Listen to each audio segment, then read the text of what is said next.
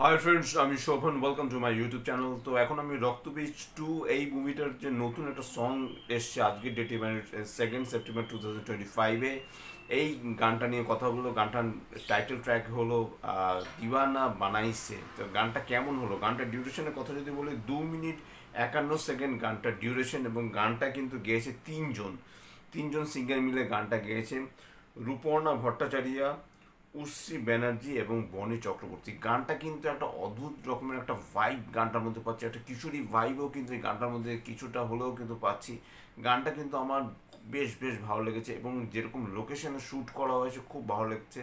এখানে কিন্তু অঙ্কুশকে দুর্দান্ত লাগছে এবং কৌশানীকে তো অবশ্যই ভালো লাগছে। কৌশানী দিনকে দিন অনেক ম্যাচিওর্ড অ্যাক্টিং করছে, সেটা নিয়ে তো কোনো কথাই হবে না। বহুরূপীতে আমরা দেখেছি, তারপরে হেমলক সোসাইটির যে সিকুয়েল যেটা এসেছিল, সেটা সেই মুভিতেও আমরা তাকে দেখেছি। মানে দুর্দান্ত রকমের অভিনেত্রী হয়ে উঠছে দিনকে দিন। এবং এখানে কিন্তু এই গানটার কথা যদি আমি পার্টিকুলারলি বলি, আমার কিন্তু এখানে অঙ্কুশকে দুর্দান্ত লাগছে। যতই বয়স বাড়ছে অঙ্কুশের যেন তার গ্ল্যামার যেন ফেটে বেরোচ্ছে।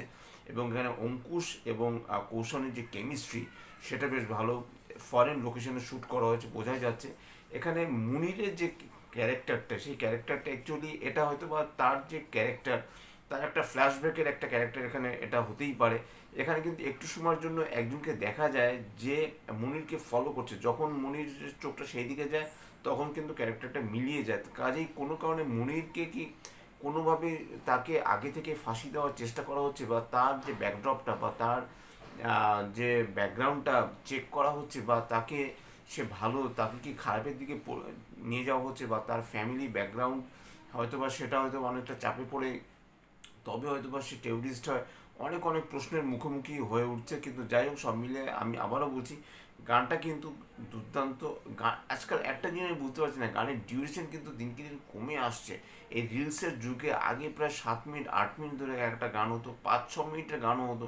সেখানে কিন্তু প্রায় 2-3 মিনিট 4 মিনিটের মধ্যে কিন্তু একটা গান শেষ হয়ে যাচ্ছে। আপনি এই গানটার কথাই ভাবুন, 2 মিনিট 51 সেকেন্ড গানটার ডিউরেশন, মানে প্রায় 3 মিনিটের গানটা নয়, তার মধ্যে কিন্তু একটা গান কম্পোজ করে গানটার লিরিক্স লিখে গানটার সিঙ্গারদের দিয়ে গাইয়ে সেটাকে কিন্তু ঠিকঠাক করা, সেটা চারটিখানি কথা নয়। কিন্তু ডিউরেশনটা কিন্তু দিনকে দিন কমে আসছে। তো যাই হোক, কম্পোজার কিন্তু বনি চক্রবর্তী নিজে। বনি চক্রবর্তী যথেষ্ট ভালো সুর করে এবং উইন্ডোজ প্রোডাকশনের এই মুহূর্তে যত মুভি বেরোচ্ছে, বনি চক্রবর্তী কিন্তু সিংহভাগ দায়িত্বে রয়েছে বনি চক্রবর্তী কিন্তু মিউজিক কম্পোজ করছে। বিশেষ করে বনি চক্রবর্তীর আগে বহুরূপীর যেই গানগুলি ছিল, প্রত্যেকটা গান কিন্তু হিট হয়েছিল। পিঠের দিক কাঁঠালের আটা থেকে শুরু করে যা যা গান ছিল, প্রত্যেকটা গান কিন্তু সুপার টুপার হিট হয়েছিল। এবং গানগুলো কিন্তু আমার কিন্তু বেশ ভালো লেগেছে। বনি চক্রবর্তী কম্পোজার হিসেবে যথেষ্ট ভালো। শুধু তাই নয়, সেটাতেই তিনি ক্ষান্ত থাকেনি। এই গানটা কিন্তু তিনি লিখেছেন এবং অনিন্দ্য বোস দুজনে মিলে কিন্তু এই গানটা লিখেছে। এবং কোরিওগ্রাফারের দায়িত্বে রয়েছে হলো মঙ্গেশ খেদেকার ম্যাগি। তো এখানে কোরিওগ্রাফারের ভার্সনটা খুব একটা বড় নয়। এখানে যে খুব যে একটা কোরিওগ্রাফির একটা ভাগ যে যে অঙ্কুশ নেচেছে বা এখানে কৌশানী নেচেছে, সেই ভাইবটা এখানে দেওয়া হয়নি। জাস্ট তারা গেয়ে গেছে, ফরেন লোকেশনে তারা শ্যুট করা হয়েছে, তারা গিয়েছে একটা জায়গা থেকে আরেকটা জায়গায় গেছে। তাদের ড্রেস ডিজাইন যথেষ্ট ভালো।